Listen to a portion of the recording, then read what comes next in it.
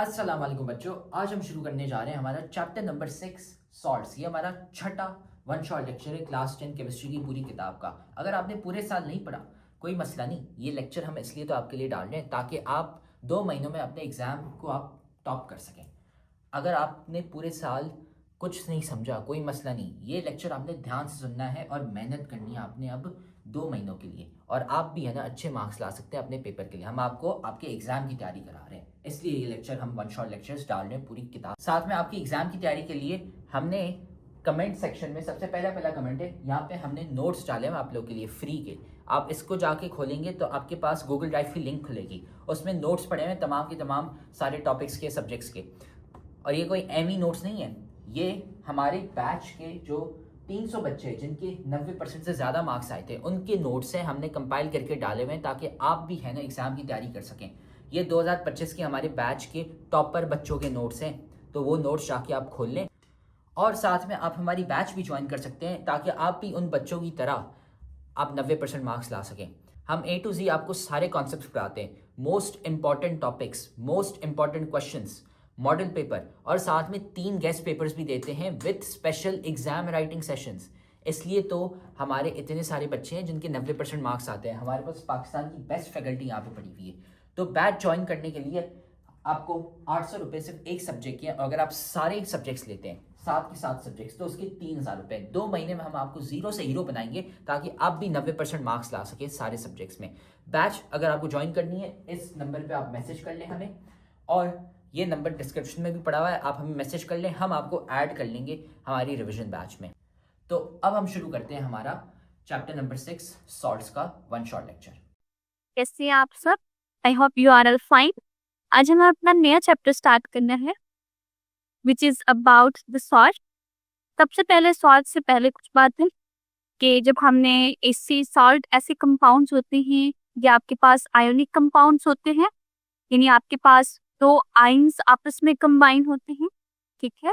आपने क्या याद रखना है, सॉल्ट में ये एक आयोनिक कंपाउंड है, और आयोनिक कंपाउंड की बेसिक बातें आपको पता है कि आयनिक कंपाउंड ऐसे कंपाउंड्स होते हैं जिनमें ions positive and negative ions आपस में कंबाइन होते हैं, यानी कैटायंस एंड एनायंस आपस में कंबाइन होंगे। कोवलेंट कंपाउंड नहीं होते बिकॉज आपके पास जो कोवलेंट कंपाउंड है उसमें शेयरिंग हो, इलेक्ट्रॉन्स आपस में, दो एटम्स आपस में इलेक्ट्रॉन्स को शेयर करते हैं। बट आपके पास जो सॉल्ट है, सबसे पहली बात, ये सॉल्ट्स आर आयनिक कंपाउंड्स। ये आयनिक कंपाउंड्स है कि आपके पास चार्ज बनते हैं, पॉजिटिव एंड नेगेटिव चार्जेस, जिसपे कंप्लीट चार्जेस होते हैं, वो पार्शियल चार्जेस नहीं होते हैं। कंप्लीट चार्जेस में आपके पास complete charges, positive charge, negative charge, और ऑफ कोर्स के वो ऑपोजिट चार्ज होते हैं, तो उनमें इलेक्ट्रोस्टैटिक अट्रैक्शन होती है। इलेक्ट्रोस्टैटिक मीन्स के ऑपोजिट चार्जेस की वजह से उनमें अट्रैक्शन होगी, तो वो आपके पास आयोनिक कंपाउंड्स बनेंगे, और सॉल्ट आयोनिक कंपाउंड से एक। तो लेट्स स्टार्ट कि आपके पास जो सॉल्ट्स हैं, first of all they are the ionic compounds, कि ये आपके पास आयोनिक कंपाउंड्स हैं जो कि बनते हैं form to the electrostatic attraction, या आपके पास इलेक्ट्रोस्टैटिक अट्रैक्शन होती है, पॉजिटिव चार्जेस की आपस में अट्रैक्शन होती है बिटवीन ऑपोजिटली चार्ज आयन के दो ऑपोजिट चार्जेस हैं, जैसे आपके पास Na पॉजिटिव है and then you have Cl negative. ये ऑपोजिट चार्ज है, इनके दरमियान अट्रैक्शन होगी, ये कंबाइन होंगे और आपके पास आयनिक कंपाउंड्स बनेगा जिन्हें फर्दर सॉल्ट्स होंगे। These ions originate from acid and a base। ये जो आयंस आपके पास कहाँ से आते हैं, ये एसिड और बेस के थ्रू। ये हम आगे पढ़ेंगे। In a typical reaction, a base provides the positive ions, also known as cation, while an acid supplies the negative ions or the anions. When these ions combine, they create a neutral compound, a salt. This process is fundamental to many chemicals and a key concept in understanding the behavior of acids. Okay. Let's see वो बात क्या कर रही है, वो कह रही है आपके पास एसिड आपके पास ऐसे सब्सटेंस होंगे जो आपको क्या करेगा, एज पॉजिटिव आयन टेक। जैसे आपके पास HCl, you have HCl, you have HNO3। ऐसे आयंस, ऐसे कंपाउंड्स जो आपको पॉजिटिव आयन टेक बेसिस वो कंपाउंड हैं जो आपको, ये एसिड हमने किस बेस पे बात की, H पॉजिटिव की, और जो बेस हम बात करेंगे वो हम OH नेगेटिव पे बात, कि ऐसे कंपाउंड जो आपको OH नेगेटिव आयंस प्रोवाइड करते हैं, जिसमें आपके पास सोडियम हाइड्रोक्साइड, जिसमें आपके पास पोटाशियम हाइड्रोक्साइड, ये चीजें आज, ये आपके पास वो आयंस हैं जो आपके पास, जिन्हें हम बेस के सॉल्ट कैसे बनते हैं। ये जो दो चीजें हैं जो बिल्कुल अलग अलग चीजें हैं, मेरी एसिड बिल्कुल अलग है जो H पॉजिटिव देता है, H एसिड की जो है वो आपके पास कैरेक्टरिस्टिक्स और है, वो आपके पास हार्श है, जबकि जो बेस है उसकी कैरेक्टरिस्टिक्स और है, वो फॉर्मिंग है, जैसे आपके पास सोप है। तो इन दोनों की कैरेक्टरिस्टिक्स बहुत डिफरेंट है, बट अल्टीमेटली क्या होते हैं जब ये दोनों आपस में कंबाइन, जब ये दोनों आपस में कंबाइन करते हैं तो फॉर, सबसे पहले वो क्या कहते हैं कि जो पॉजिटिव पार्ट है वो बेस से आता है, पॉजिटिव पार्ट बेस से आता है, और जो नेगेटिव पार्ट है वो एसिड से। Let me C, let's say कि ये दोनों आपस में कंबाइन कर रहे हैं, ये एसिड है और ये बेस है, और ये आप आपस में कंबाइन, अब वो कैसे कंबाइन करेंगे। सबसे पहले हमने देखा पॉजिटिव पार्ट कहाँ से आता है, बेस का। हम बेस का पॉजिटिव पार्ट अगर आप यहाँ पे लगाओ तो के पॉजिटिव और OH नेगेटिव आएगा ना, इस तरह से हमने क्या करना है, बेस का पॉजिटिव पार्ट ले लिया। उन्होंने कहा जो नेगेटिव पार्ट है जिसे हम केटाइन कहते हैं वो आपका एसिड से आएगा। अगर आप यहाँ पे आयंस बनाओ तो H पॉजिटिव आता है और NO3 नेगेटिव आता है। नेगेटिव कहाँ से आया, base, H positive NO3 negative, ये आपके पास, ये अभी जो ये जो कॉम्बिनेशन बना है इसे हम सॉल्ट, ये आपके पास कहलाती है सॉल्ट फॉर्मेशन। कोई भी है, अब फॉर एग्जांपल मैं इस पे बात करें, लेट्स से कि ये वाला एसिड और ये वाला बेस आपस में कंबाइन, रोज आपके पास सेम है, पॉजिटिव पार्ट आपका बेस से आएगा, बेस से क्या आएगा Na पॉजिटिव, और नेगेटिव पार्ट एसिड से आएगा, ये आपस में क्या बना देंगे, कंपाउंड बना देंगे NaCl, और ये जो NaCl क्या है, ये आपके पास सॉल्ट। अब मे बी ये दोनों आपस में कंबाइन कर जाए, या मे बी आपस में कंबाइन कर सकते हैं, कोई भी एसिड कोई भी बेस के साथ कंबाइन कर सकता है। और पॉजिटिव पार्ट कहाँ से आएगा, पॉजिटिव पार्ट आपका बेस से आएगा, नेगेटिव पार्ट आपका एसिड से आएगा, और ये आपस में कंबाइन होंगे और न्यूट्रल कंपाउंड बनाएंगे जिन्हें हम सॉल्ट, यही आपके पास एग्जांपल्स हैं। For example, in the reaction between hydrochloric acid, which is HCl, and sodium hydroxide, which is NaOH, the sodium ions form the base combined with the chloride. जो sodium ion है वो from the base sodium ions आएगा, और वो chloride ion के साथ combine करेगा, which comes from an acid to form a sodium chloride ion, जिससे आपके पास sodium chloride. Where is a common salt table, जिसे आप क्या कहते हो, कॉमन टेबल सॉल्ट है। टेबल सॉल्ट का मतलब हम अपने आम खाने में इस्तेमाल करते हैं। Here the Na positive cations from the base and Cl negative anions from an acid come together due to an electrostatic force between these two charges, resulting in the formation of a salt and acid. The principle of the ionic bonding in a salt is crucial in chemistry and explain the formation and property of a worldwide range of compounds formed in nature used in a various applications. ये बहुत ज्यादा important है आपके पास, क्योंकि इसमें आयनिक bonds बनते हैं, दो ऑपोजिट चार्जेस आपस में बनते हैं, इनका स्ट्रक्चर बनता है, इनका खास किस्म की प्रॉपर्टीज होती है, क्रिस्टलाइजेशन वगैरह, वो हम आगे पढ़ेंगे। तो आपके पास बहुत सारे कंपाउंड बनते हैं, मैंने कहा कोई भी एसिड कोई भी बेस के साथ आपस में कंबाइन कर सकता है, तो आपके पास बहुत ज्यादा वैरायटी आ जाती है कंपाउंड की, और इसकी बहुत सारी एप्लीकेशन। अब ये तो उसकी थोड़ी सी फॉर्मेशन पे बात है, हम आगे इसकी फॉर्मेशन पे आगे भी बात करेंगे। अब हम बात करते हैं इसकी फिजिकल स्टेट की और मेथड। अब ये बहुत ही स्ट्रॉन्ग है, आयोनिक कंपाउंड बहुत ही स्ट्रॉन्ग कंपाउंड होता है, सो अल्टीमेटली ये क्या करते हैं, ये सॉलिड्स होते हैं और इनका मेल्टिंग पॉइंट बहुत हाई। ये बात आपने याद रखी, मैंने क्या बात, ये आयोनिक कंपाउंड बहुत ही स्ट्रॉन्ग बॉन्ड है, इनका मेल्टिंग पॉइंट बहुत हाई है। मेल्टिंग पॉइंट हाई होने का मतलब क्या है, मेल्टिंग पॉइंट का मतलब है कोई चीज मेल्ट, अगर आपके पास कोई चीज है और वो मेल्ट हो रही है तो इसमें वो आपका मेल्ट जिस टेम्परेचर पे वो मेल्ट हो, जैसे आइस है तो बहुत जल्दी मेल्ट, इसके अलावा कोई और कंपाउंड है तो बहुत देर से मेल्ट। सो ये आपके पास मेल्टिंग पॉइंट, जो आयनिक कंपाउंड्स की मेल्टिंग पॉइंट बहुत ज्यादा है, मीन्स अगर आपने उसको मेल्ट करना है तो आपको बहुत ज्यादा टेम्परेचर देना पड़ेगा। कि अब सबसे पहले सॉलिड है एसटीपी। एसटीपी जनरल फॉर्म है, इसे आपने याद रखना है, कहीं में यूज हो सकती है। एसटीपी में स्टैंडर्ड टेम्परेचर एंड, एक स्टैंडर्ड जो हमने सेट किया हुआ है वो temperature and pressure. Standard temperature आपके पास क्या है, ये क्वेश्चन आपके पास क्या है, स्टैंडर्ड टेम्परेचर आपके पास क्या है, 25 डिग्री है। स्टैंडर्ड टेम्परेचर आपके पास क्या है, कोई आपको ये मेंशन नहीं करेगा कि 25, वो सिंपली आपको कहेंगे कि स्टैंडर्ड कंडीशन यानी नॉर्मल कंडीशन, इसे आप रूम टेम्परेचर भी बोलते हो, ये आपका 25 डिग्री। एंड प्रेशर, प्रेशर आपका 180, ये आपकी स्टैंडर्ड वैल्यू है। Standard temperature and pressure means at 250 degree centigrade and 180। Salts are usually solid, जो सॉल्ट्स होते हैं वो सॉलिड यानी सॉलिड फॉर्म। अगर आपने इसको मेल्ट करना है तो आपने इसको इन टेम्परेचर से हटकर, टेम्परेचर और प्रेशर आपने इससे हटकर होने देगा।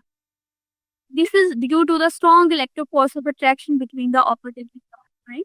ये किस वजह से है कि आपके पास strong electrostatic force of attraction होती है between the oppositely charge ion, different charges के दरमियान, which form a totally bound lattice star.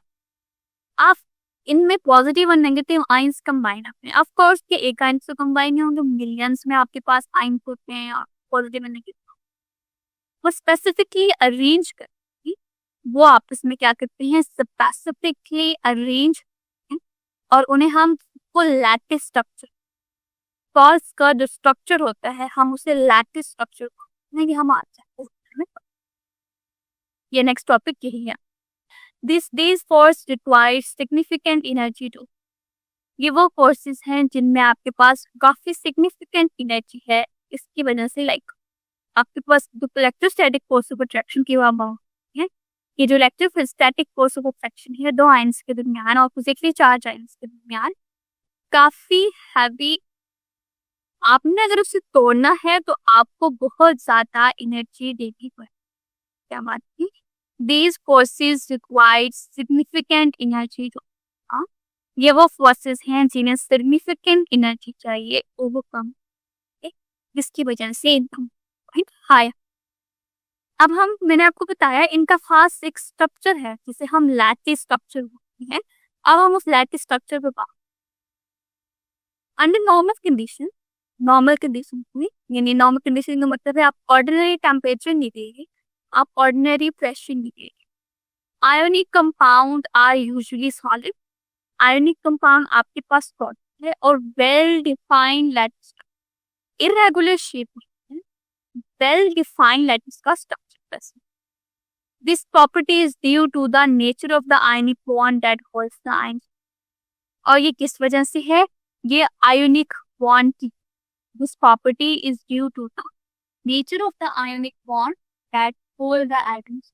अब आयनिक बॉन्ड है जो आपस में एटम्स को लेकर आता है, अब वो बहुत तरतीब के साथ आपस में अरेंज है, तो हम इसे क्या कहते हैं, तो हम उसे लैटिस स्ट्रक्चर कहते हैं। अब ये बनता कैसे, ionic bond are form by the electrostatic attraction between positive and negatively ions. These ions, और ये तो आपको पता लग गया कि पॉजिटिव आयन के टाइम्स एंड आयंस आपस में combine. These ions are arranged in a repeating 3-dimensional। ये जो आयंस है इसमें आपके पास क्या है, रिपीटिंग 3-dimensional स्ट्रक्चर आपके पास रहता है। मैं आपको बना के दिखाती हूँ, जिसमें आयंस आपस में रिपीट होते हैं।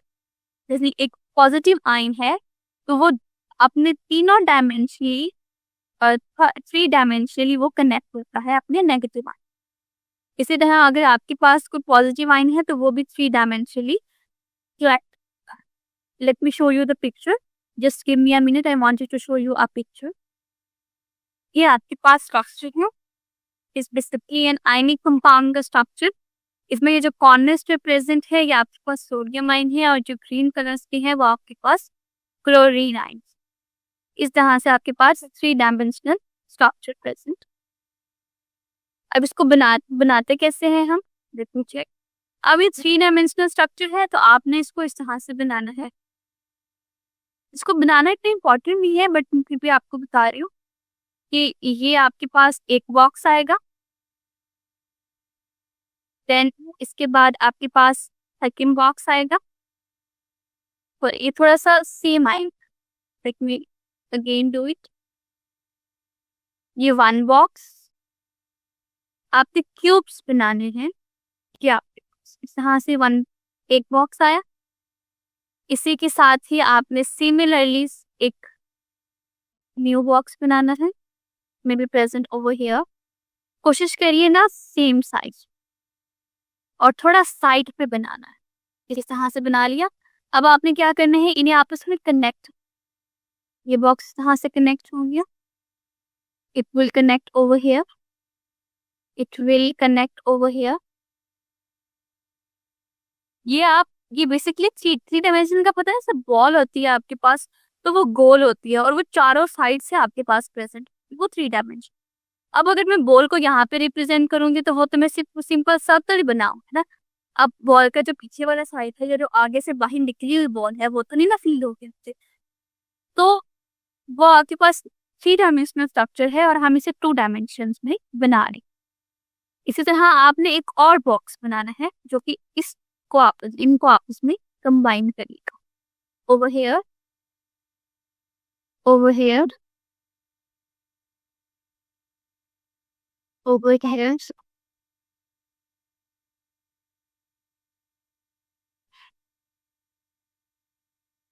ये आपके पास।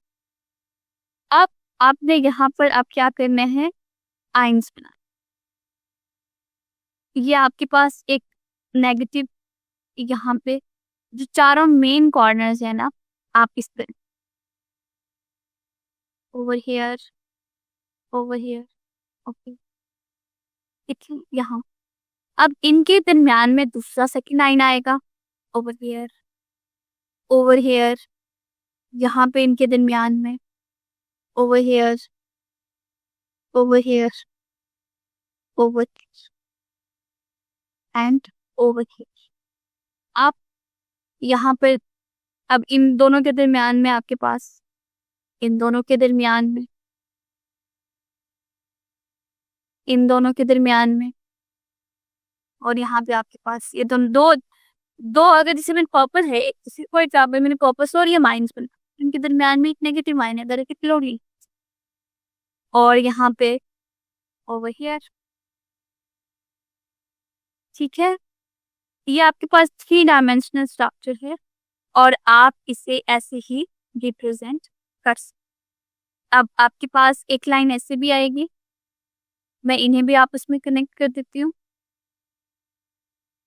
और जब मैंने इन्हें आपस में कनेक्ट किया, ऑफ कोर्स कि इनके दरमियान भी एक नेगेटिव आयन आएगा। फिर आप क्या करो, इन्हें आपस में कनेक्ट कर दो। इस लाइन, ये वाली लाइन है, ये आपस में कनेक्ट होगा, तो ये वाले ना ये थोड़ा इस साइड, और ऑफ कोर्स कि यहाँ पे अब आपके पास नेगेटिव आयन आ गया, यहाँ पे ये पॉजिटिव आयन आ गया, यहाँ पे सेकेंड आयन आ गया। यहाँ पे थे these ions are arranged in a repeating 3-dimensional pattern crystal lattice। ये अरेंज अपने रिपीटिंग मैनर्स के प्रेजेंट होते हैं, हम क्रिस्टल लैटिस कहते हैं। This arrangement maximises the electrostatic attraction. इसमें क्या होगा कि जो इलेक्ट्रोस्टैटिक अट्रैक्शन है वो मैक्सिमाइज हो, और जो रिपल्शन है सेम आए अपवर्ड, जैसे पॉजिटिव और नेगेटिव आए, ऐसे नेगेटिव और नेगेटिव की तो आपस में रिपल्शन होगी, सोडियम एंड सोडियम की भी तो आपस में रिपल्शन होगी। ये जो डिस्टेंस बनाते हैं ये आइडियल डिस्टेंस, यहाँ पे रिपल्शन कम से कम हो और अट्रैक्शन ज्यादा से ज्यादा, ये स्ट्रक्चर आपका बनता है क्रिस्टल। नेक्स्ट हमारे पास है इलेक्ट्रिकल कंडक्टर, कि ये क्या करते हैं, इलेक्ट्रिसिटी को अपने अंदर से pass out. Molten and aqueous solution of salt, कि कोई भी अगर आप सॉल्ट लें, ये बात आपने नाइन्थ में पढ़ी थी, या मैं आपको दोबारा बता दूं, कोई भी आपके पास सॉल्ट है, अगर वो आपके पास क्या है सॉलिड फॉर्म, तो वो कंडक्टर नहीं, वो इलेक्ट्रिसिटी पास नहीं कर। जैसे आपके पास सोडियम क्लोराइड है जो कॉमन सॉल्ट जो आप यूज करते हो तो फूड में, वो आपके पास सॉलिड फॉर्म में होता है, तो वो कंडक्टर नहीं। इसी के अलावा इसी के साथ अगर आप उसी को ही मोल्टन स्टेट कर से आपके ग्लास ओवरवर्क कर दो और या आप उसे वाटर में डिजोल्व कर दो, वो आपके पास इलेक्ट्रिकल कंडक्टर बन जाएगा। सो जो सॉल्ट, अगर कोई आपसे पूछे कि जो सॉल्ट है क्या वो इलेक्ट्रिकल कंडक्टर है या नहीं, सॉल्ट इलेक्ट्रिकल कंडक्टर है जब वो मोल्टन और एक्वस में, लेकिन जब वो सॉलिड फॉर्म में है तो वो इलेक्ट्रिकल कंडक्टर नहीं। तो इलेक्ट्रिकल कंडक्टिविटी जब हम बात करेंगे तो हमने अपने सॉल्ट को या तो मोल्ट करना है या उसका aqueous molten and the aqueous solution of salt by the good conductor. कि अगर आप सॉल्ट ले रहे हो उसमें मोल्टन और एक्वस सॉल्यूशन ले रहे हो तो वो गुड।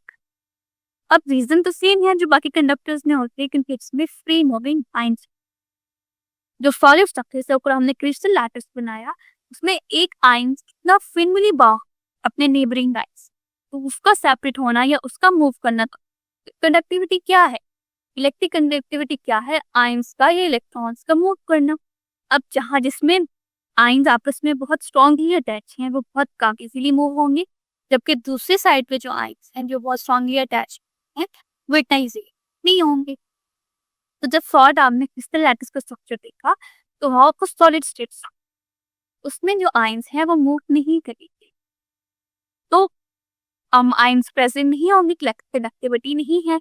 उसी के बरअक्स अगर आपके पास मोल्टन या एक्वस है और उसमें फ्री मूविंग आयंस तो वो आपके पास इलेक्ट्रिसिटी कंडक्ट। ये बात क्लियर है। अब उसका फिनोमेना देख लेते हैं। When salts are in solid state, ये बात जो है उन्होंने जो बातें मैंने भी आपको हैं ये बातें प्रेजेंट है।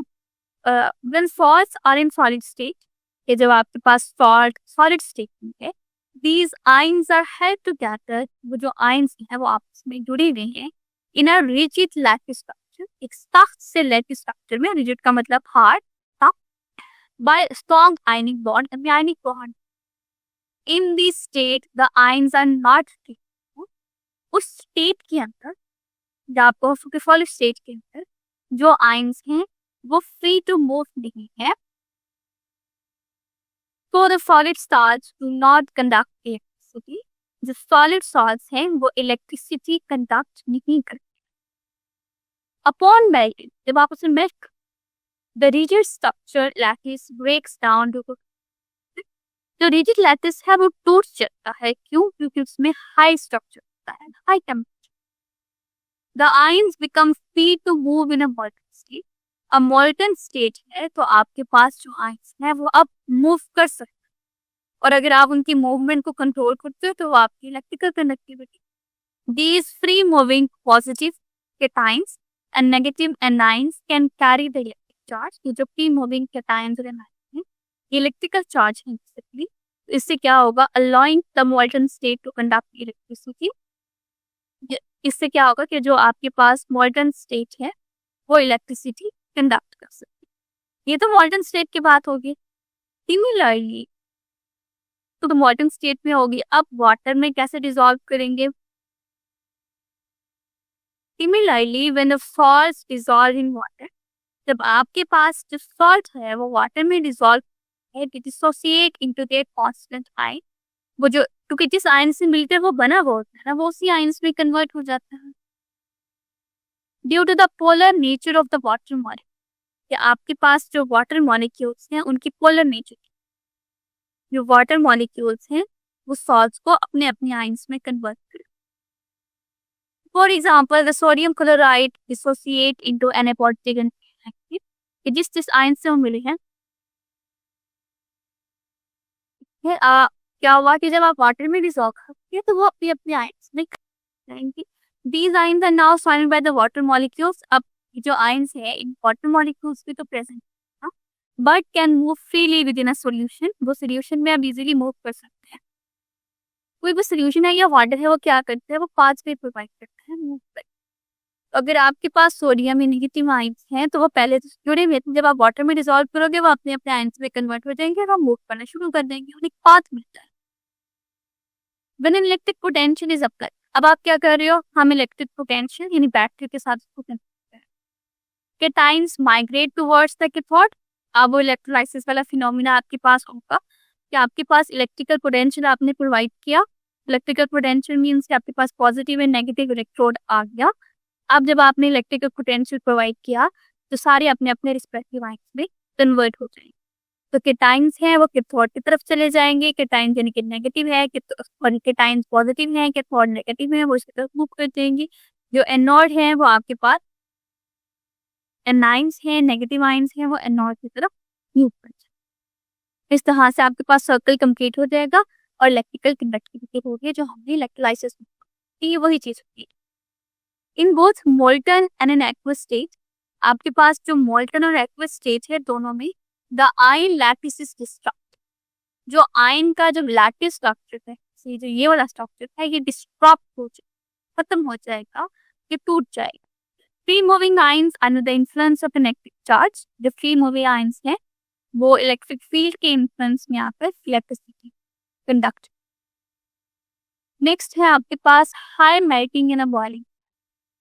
ये जो strong electrostatic force of lattice है, ये जो आपके पास लैटिस में जो स्ट्रॉन्ग इलेक्ट्रोस्टैटिक फोर्स है, रिक्वायर्स सिग्निफिकेंट एनर्जी। आपको बहुत ज्यादा एनर्जी चाहिए कि आप उसको ब्रेक कर सकें, resulting in high melting points in. इसकी वजह से आपका मेल्टिंग और बॉइलिंग पॉइंट बहुत high. Ionic compounds are solid at acidic. Ionic compounds आपके पास एसिडिक में सॉलिड रहते हैं विद हाई मेल्टिंग पॉइंट, उनका मेल्टिंग पॉइंट बहुत हाई है because of the strong electrostatic force of attraction between.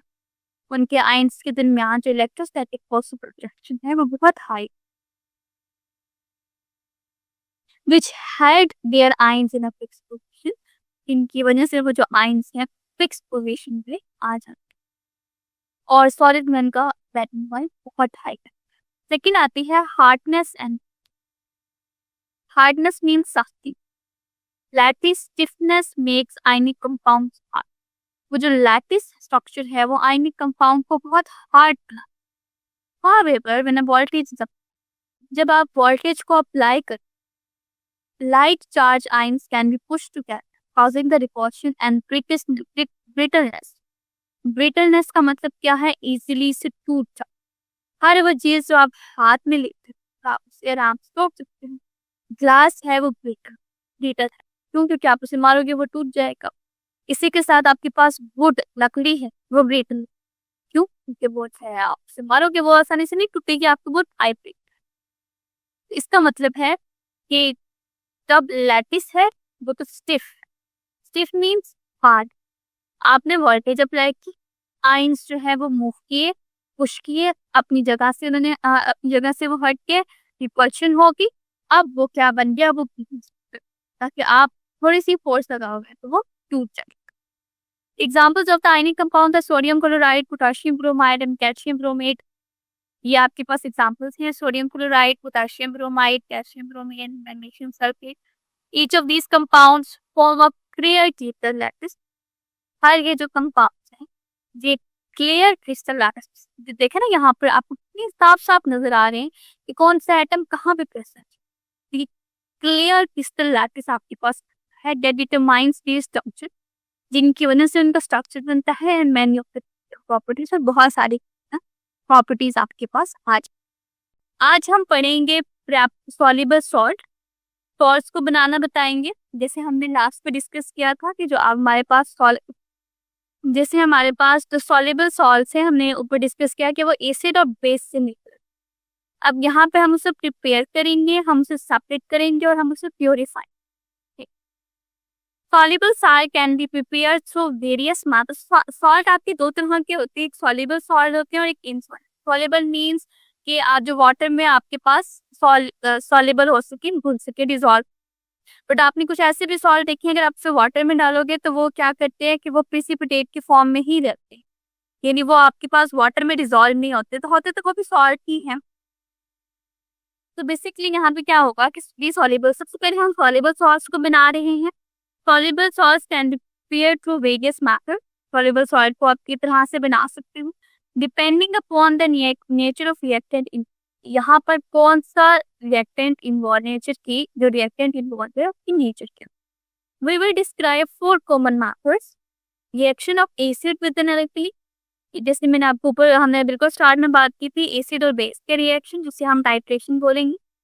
उसका एक्सेस मेटल के साथ रिएक्ट करवाएंगे, एक्सेस इनसॉल्युबल बेस के साथ रिएक्ट करवाएंगे या एक्सेस इनसॉल्युबल कार्बोनेट के साथ। ठीक है, या तो आप एसिड का अल्कली के साथ रिएक्ट करवाओगे या हम एसिड को मेटल के साथ रिएक्ट करवाएंगे। एक्सेस का मतलब है बहुत ज्यादा मात्रा के एसिड आपके पास, अगर आप एसिड को मेटल के साथ किए और हमने यहाँ मेंशन किया है कि मेटल एक्सेस फॉर्म है तो इसका मतलब मेटल बहुत ज्यादा है। अगर आपके पास एसिड 10 है तो मेटल आपके पास 100 का, इतना सा। इस सारे मेथड से आप करोगे। अब हम फर्स्ट पढ़ रहे हैं preparation by titration. Titration means acid and an alkali, इन्हें हम कंबाइन। प्रेपरेशन अब हम बना क्या रहे हैं, we are preparing sodium chloride from hydrochloric acid and sodium hydroxide by titration. कि हम सोडियम क्लोराइड NaCl बना रहे हैं एसिड और बेस। एसिड हमने कौन से लिया HCl और बेस हमने कौन से लिया NaO। मटेरियल क्या रिक्वायर्ड होंगे, dilute solution of sodium hydroxide and hydrochloric acid. सबसे पहले आपने क्या करना है, चलिए मैं आपको बोर्ड पे बता, हमने क्या प्रिपेयर करे, हम HCl को रिएक्ट करवा रहे हैं NaOH के साथ और ये आपस में NaCl, यानी ये दो पार्ट्स आपस में कंबाइन होंगे। NaNCl पार्ट्स आपस में कंबाइन होंगे। HCl प्लस NaOH ये आपस में कंबाइन करेंगे NaCl प्लस वाटर। अब आपको क्या क्या चाहिए, सबसे पहले तो आपको सोल्यूशन चाहिए MaOH का और आपको सोल्यूशन चाहिए HCl। ठीक है, अब हम इसको रिएक्शन को किस तरह से परफॉर्म कर, हम क्या करते हैं, एक फ्लास्क आपको लैब में इस तरह के, ये आपके पास फ्लास्क है, इसके अंदर आपने क्या डालना है, इसके अंदर हम डालेंगे एसिड, इसके अंदर हम डालेंगे एसिड विच इज HCl। ठीक है, लेकिन इसी के साथ हमने इंडिकेटर डाला। इंडिकेटर नाम से ही कि ये इंडिकेट करेगा, ये आपको बताएगा कि हमारा रिएक्शन हो गया है, सॉल्ट बन। कैसे बताएगा अभी मैं आपको बता। उसके बाद आपने एक ब्यूरेट ले ली। ब्यूरेट एक लंबी सी होती है 50 सेंटीमीटर की होगी, कुछ इस तरह से आपने ब्यूरेट लेनी है और ये ऊपर से तकरीबन बंद ही होती है और यहाँ पर इसकी नोजल लगी होती है। आप नोजल को जितना आप साइड पे करोगे ड्रॉप वाइज वो आपके पास यहाँ पे सब्सटेंस गिरे। इसमें आपने ले लेना है बेस, जो कि हम इस केस में यूज कर रहे हैं NaOH। ये आपका सेट। हमने क्या किया, एक कॉनिकल फ्लास्क लेनी है, उसमें हमने एसिड डालना है 25 सेंटीमीटर की, हम एसिड, साथ में हमने 2 से 3 ड्रॉप्स इंडिकेटर मैं बता दूं इंडिकेटर का काम क्या होता है कि ये कलर शो कर, या आपको कलर शो करेंगे और आपको बताएंगे कि रिएक्शन कंप्लीट हो गया। आपके पास NaOH जो है वो बेस का काम करे। अब आप मटेरियल रिक्वायरमेंट देखिए, सबसे पहले तो आपके पास डाइल्यूट सोल्यूशन है of sodium hydroxide and hydrochloric acid, then phenolphthalein आप इंडिकेटर ले रहे हो, ब्यूरेट ले रहे हो, पिपेट ले रहे हो, conical flask, funnel, evaporating disc, burette stand, tripod stand and heating. ये सारा आपके पास मटेरियल। अब प्रोसीजर क्या, प्रोसीजर ये होगा कि बेस यानी आप क्या करोगे, ये नोजल खोलोगे, इसको ओपन करोगे, ड्रॉप वाइज आपके पास बेस नीचे कॉनिकल फ्लास्क में एसिड में आती जाएगी। ड्रॉप वाइज यानी आप थोड़ी सी करोगे तो वो ड्रॉप आ जाएंगे, बहुत करोगे तो बड़े ज्यादा जल्दी ड्रॉप आएंगे तो आपकी मर्जी। हम क्या देते हैं, नॉर्मल अमाउंट में, नॉर्मल स्पीड में जो ड्रॉप वाइज है वो आपके पास एसिड में आना स्टार्ट करे। एसिड और बेस आपस में रिएक्ट करेंगे और सॉल्ट बनाना शुरू हो। एसिड और बेस आपस में रिएक्ट करेंगे और सॉल्ट बनना शुरू कर। सॉल्ट बनता रहेगा, बनता रहेगा, बनता, जब तक इनकी रिएक्शन कंप्लीट ना हो, कंप्लीट सॉल्ट ना बन जाए, रिएक्शन चलता। हमें कैसे पता लगेगा कि अब रिएक्शन कंप्लीट हो गया? हमें इंडिकेटर अपना कलर चेंज, हम जब इस यहाँ पर हमने फिनोल्फथलीन की बात, फिनोल्फथलीन को हम एज एन इंडिकेटर ले, फिनोल्फथलीन कलरलेस हो। फिनोल्फथलीन क्या था, जब हमने उसको 2 से 3 ड्रॉप डाले तो वो कलरलेस हुआ। हमने क्या किया, कलरलेस डाला, उसके बाद यहाँ से उसका कलर पिंक हो।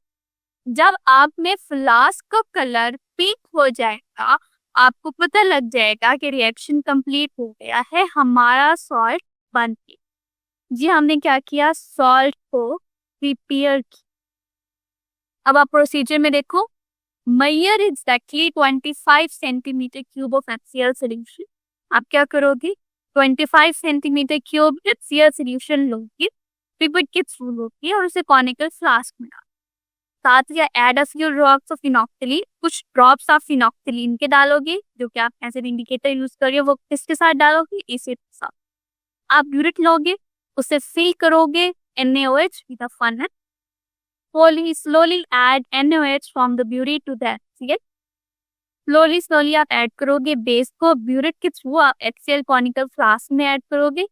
फ्लास्क का मतलब है आप इसे पकड़ के घुमा रहे हो, यानी आप इसे कॉन्स्टेंट स्टीयरिंग कर रहे हो continuously until the indicator change color from the colorless to the light। आप तब तक करोगे इंडिकेटर को जब तक कि वो कलरलेस से पिंक ना हो जाए। इसका मतलब है कि न्यूट्रलाइजेशन कंप्लीट। ये जो आपका क्वेश्चन है कि हीट हम बाद में करेंगे, ये अभी तक हमने उसको प्रिपेयर किया, अभी हमने इसको सेपरेट भी करना है, अभी हमने इसको क्रिस्टलाइज में भी बनाना। अभी तो सिर्फ सोल्यूशन के अंदर ही है ना, और सोल्यूशन के अंदर ही सॉल्ट बन गए, यहाँ तक आपने हीट नहीं दी थी। हीट का काम भी आप बाद में करोगे, यहाँ तक आपने सॉल्ट बना दिया। अब आपने सॉल्ट को उस सोल्यूशन से अलग भी करना है, उसे ड्राई भी करना है और उसको क्रिस्टलाइज भी। ठीक है, अब अभी तक हमने हीट नहीं दी। अब आप क्या करोगे, separation. Once the end point is reached, जैसे ही एंड पॉइंट आ जाए, आपको कैसे पता एंड पॉइंट आ गया, इंडिकेटर ने कलर चेंज किया, लाइट पिंक आया, आपको पता लग गया एंड पॉइंट आया, आप रिएक्शन स्टॉप कर। Indicating that acid and alkali have completely reached, note the volume of NaOH। आप नोट करोगे कि आप NaOH कितना, आप यहाँ पर एसिड, अब कॉनिकल फ्लास्क है, आपके पास एसिड नहीं, अब आपके पास सॉल्ट। आप इस कॉनिकल फ्लास्क के अंदर सॉल्ट है, अब इसके अंदर, अब आप इसे हीट दोगे और जो एक्सेस वाटर है वो आपका इवेपोरेट। आप इसी में हीट दे दो या इसको बीच में ट्रांसफर करके हीट दे दो, तो वो आपके पास सारा वाटर इवेपोरेट हो जाएगा। फिर बच जाएगा आपके पास सॉल्ट। उस सॉल्ट को आप कूल करोगे और फिर आपको क्रिस्टलाइज करोगे, फिल्टर करोगे और आपके पास crystal separation. Once end point is reach, जैसे ही एंड पॉइंट आ जाएगा, indicating that acid and alkali have completely reacted, जो कि आपको बताएगा कि एसिड और अल्कली ने कंप्लीटली रिएक्ट कर किया है। Note the volume of NaOH use, कि आप NaOH का वॉल्यूम यूज करेंगे, नोट करेंगे जितना हुआ है। क्रिस्टलाइजेशन में आप क्या करोगे, वाटर को इवेपोरेट करोगे, जिसमें आपके पास resulting the MaCl gently to obtain a hot saturated solution, आपके पास हॉट सैचुरेटेड सॉल्यूशन आ जाएगा। सैचुरेशन का मतलब है कि उसमें MaCl सॉल्ट किया। Allow the solution to cool and crystallise. Next आप क्या करोगे कि आप सॉल्यूशन को ऐड करोगे। नेक्स्ट हम क्या करेंगे, सॉल्यूशन को ऐड करेंगे, हॉट लाइक उस सॉल्यूशन को कूल करेंगे, कूल करने से उनके क्रिस्टल्स बन जाएंगे, फिर हम इसे फिल्टर करेंगे और क्रिस्टल्स को ले, यहाँ पे हमारे पास सॉल्ट। नेक्स्ट में हम क्या कर रहे हैं, एसिड को रिएक्ट करवा रहे हैं एक्सेस मेटल। नेक्स्ट हम क्या कर रहे हैं, एसिड ले रहे हैं, उसे रिएक्ट करवा रहे हैं एक्सेस मेटल के साथ, और तब भी आपके पास salt. Zinc sulphate from the sulphuric acid, इसी में भी आप मटेरियल में देखो तो आपके पास जिंक मेटल है, dilute sulphuric acid, beaker, glass rod, filter funnel, filter paper, evaporating disc, tripod, wire gauze and heating, ये आपका मटेरियल। प्रोसीजर में क्या है, आपने एक बीकर लेना है, उस बीकर के अंदर 25 सेंटीमीटर क्यूब आप सल्फ्यूरिक एसिड डालोगे।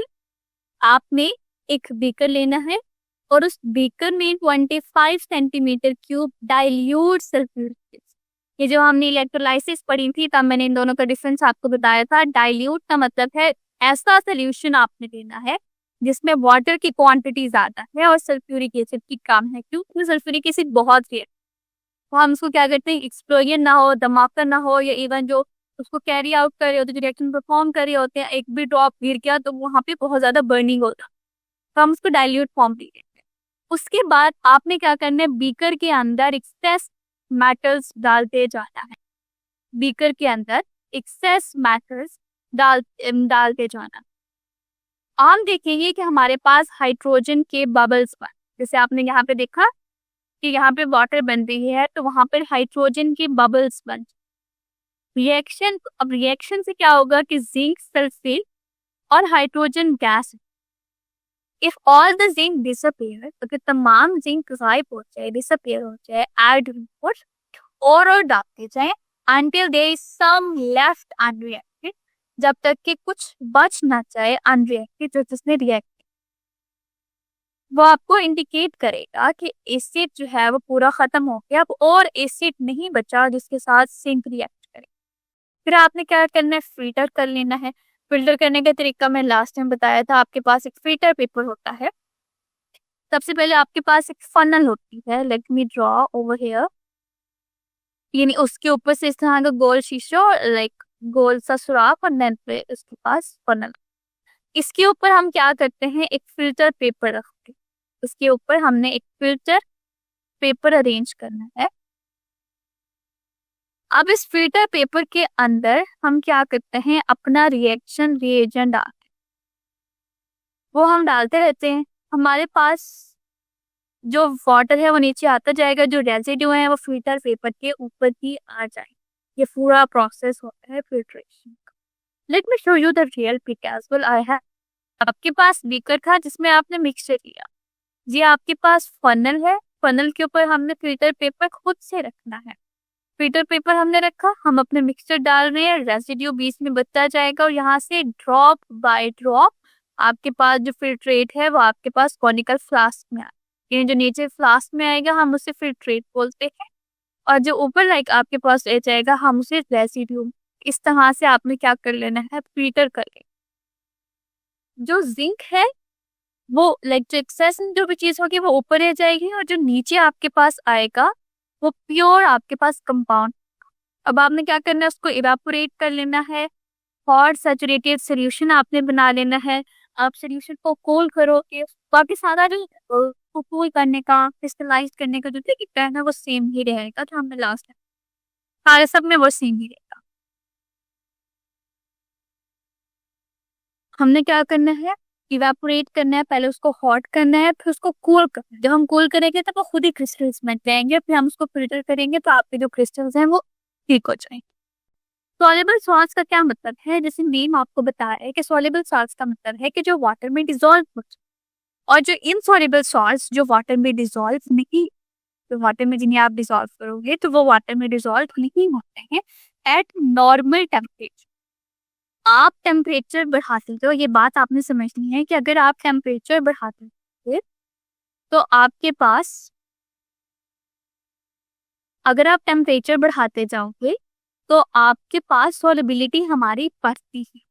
जैसे जैसे हम टेम्परेचर बढ़ाते जा रहे हैं सॉल्युबिलिटी बढ़ती जाती है, और जितने भी अगर कोई भी इनसॉल्युबल है ना, अगर कोई भी आपके पास इनसॉल्युबल है तो वो एट द एंड आपके पास सॉल्युबल हो जाता है जब आप हाई टेम्परेचर। तो जब भी हम बात करेंगे ना कि वो सॉल्युबल है या इनसॉल्युबल है, तो वो आपने बात करनी है नॉर्मल टेम्परेचर या रूम टेम्परेचर का बात है, जो कि मोस्टली बिटवीन 25 to 35 के बीच, आप 20 to 30 कर देंगे वो टेम्परेचर। तो soluble salts are the salt, soluble salts आपके वो सॉल्ट्स होते हैं दैट डिसॉल्व्ड इन वाटर, जो कि आपके पास वाटर में डिसॉल्व होंगे एट द रूम टेम्परेचर की। And insoluble salts are the salt, और इनसॉल्युबल सॉल्ट्स आपके पास वो सॉल्ट्स हैं that do not dissolve in water, जो वाटर में डिसॉल्व नहीं होंगे एट द रूम में डिसॉल्व नहीं। हम जनरल रूल्स की बात करते हैं for the solubility. General rules for the solubility of the salts to predict the solubility of the various ionic compounds in water. ये जो हमारे पास काफी जनरल रूल्स भी हैं, हम उनको पढ़ लेते हैं और हमारे पास काफी चीजें आ जाएंगी। These rules are necessary to understand the reaction. ये रूल्स बहुत ही इंपॉर्टेंट है कि हम रिएक्शन कर सकें। For the reaction of the aqueous solution, कि आपके पास एक्वस सोल्यूशन है और उसमें आपके पास जो सॉल्ट है वो डिसॉल्व हो रहा है, लाइक आपके पास एक्वस सोल्यूशन है, सॉल्ट आपका उसमें डिसॉल्व हो रहा है, तो ये जनरल रूल्स उसके लिए। पहला, all the sodium potassium in ammonium salt, आपके पास सोडियम है, let me right over here कि आपके पास कोई भी सोडियम है, लाइक से यू हैव कोई भी सोडियम का सॉल्ट, NaCl, NaF, NaBr, ये सारे सोडियम के सॉल्ट हैं कि सोडियम के साथ कोई भी चीज आकर अटैच हो रही है और तो सॉल्ट। दूसरा कौन से सॉल्ट्स की बात कर रही है? पोटाशियम, KCl,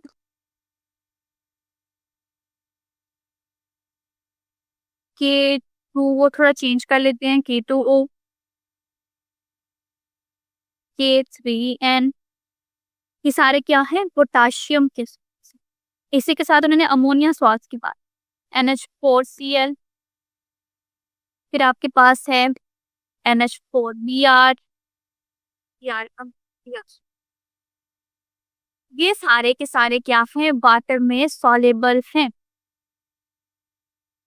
कोई सोडियम का सॉल्ट है, कोई पोटाशियम का सॉल्ट है, या कोई भी अमोनिया का सॉल्ट है, कोई भी, मैंने तो आपको यहाँ पे थोड़ी सी एग्जांपल्स दिखाई, कोई भी अगर सॉल्ट है तो वो वाटर में डिसॉल्व है। All the sodium, potassium and ammonium salt are soluble in water. तमाम के तमाम सोडियम, पोटाशियम और जो अमोनियम सॉल्ट है वो वाटर में सॉल्युबल है। दिस इंक्लूड्स द कॉमन 9, इसमें आपके पास बहुत सारे common, sodium chloride, sodium sulphate, potassium chloride, potassium bromide, ammonium chloride. ये आपका पहला। दूसरा rule, all the nitrates are soluble in water. हमारे पास जितने भी नाइट्रेट्स वो वाटर में सॉल्युबल है। जैसे नाइट्रेट का मतलब NO3। अब NO3 के साथ अगर कोई भी चीज आके कंबाइन है ना तो वो सॉल्युबल है वाटर। इसमें सोडियम NO3 आ जाएगा, इसमें आपके पास कैल्शियम कैल्शियम नाइट्रेट कर लेते हैं, ये भी वाटर में सॉल्युबल है। तो NO3 के साथ कोई भी चीज अगर आपके आसपास लग गई और वो सॉल्ट बना है तो वो वाटर में salt. All the nitrate salt are salt, कि आपके पास जितने भी सॉल्ट हैं वो वाटर में सॉल्ट हैं। This rule applies to all the nitrate compound. ये जो रूल है वो तमाम के तमाम नाइट्रेट कंपाउंड पर अप्लाई होंगे, सच एज पोटाशियम नाइट्रेट, जैसे कि आपके पास पोटाशियम नाइट्रेट या calcium nitrate. Third, most of the chloride salt जिसमें Cl नेगेटिव पाई, most of the chloride salts are soluble in water, वो भी आपके पास वाटर में सॉल्युबल। यहाँ पर आगे आपको दो ऑप्शन है, एक्सेप्ट का मतलब होता है मास सिवाय, इसके अलावा लेड क्लोराइड, जब आपके पास क्लोरीन के साथ लेड है lead chloride and silver chloride. Lead chloride और सिल्वर क्लोराइड के अलावा जितने भी आपके सॉल्ट्स होंगे वो वाटर में सॉल्युबल हैं। लेड क्लोराइड और सिल्वर क्लोराइड ये दो ऐसे सॉल्ट हैं जो कि वाटर में they are insoluble in water. यहाँ तक हमने 3 रूल पढ़े। पहला रूल जो हमने देखा वो हमने देखा कि अगर आपके पास सोडियम, पोटाशियम और अमोनियम, सोडियम, पोटाशियम और अमोनियम के जितने भी सॉल्ट्स हैं वो सारे के सारे वाटर में अवेलेबल।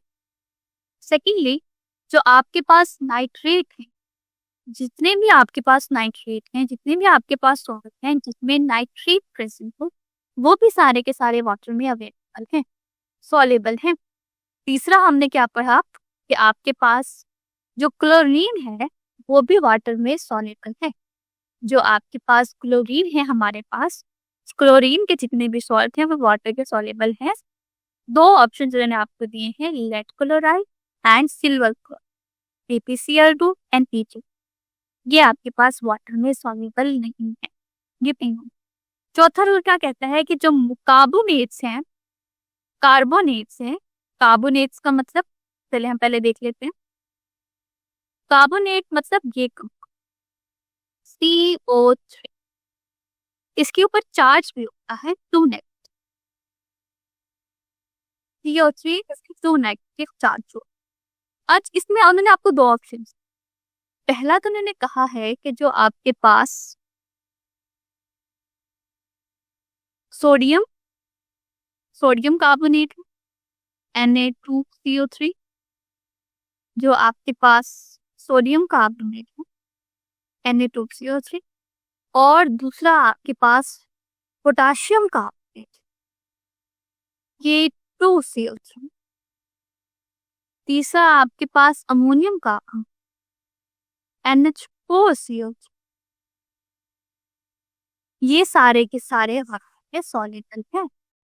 कार्बोनेट एक कंपाउंड कार्बोनेट है, इसकी जो उनमें जो सोडियम, पोटाशियम और अमोनियम है वो वाटर में सॉल्युबल, जबकि जो दूसरे हैं जैसे कि आपके पास मैग्नीशियम कार्बोनेट है, जैसे कि आपके पास कैल्शियम कार्बोनेट है, और जैसे आपके पास सीजियम का, ये सारे के सारे क्या है, इनसॉल्युबल, ये सारे वाटर में इनसॉल्युबल है। ठीक है। चौथा रूल आपको कार्बोनेट्स के बारे में बता रहा है कि जो कार्बोनेट्स के सॉल्ट हैं वो वाटर में, यानी जो सोडियम, पोटाशियम और अमोनियम कार्बोनेट है वो वाटर में सॉल्युबल है, जबकि जो दूसरे कार्बोनेट जैसे कैल्शियम कार्बोनेट और मैग्नीशियम कार्बोनेट तो वाटर में सॉल्युबल नहीं है। 5 और most common sulphate are soluble. जो हमारे पास जो सल्फेट है, यानी सल्फेट का मैं आपको let me right over here, sulphate ये कम SO4, उसके ऊपर चार्ज है थोड़ा पास बता दें,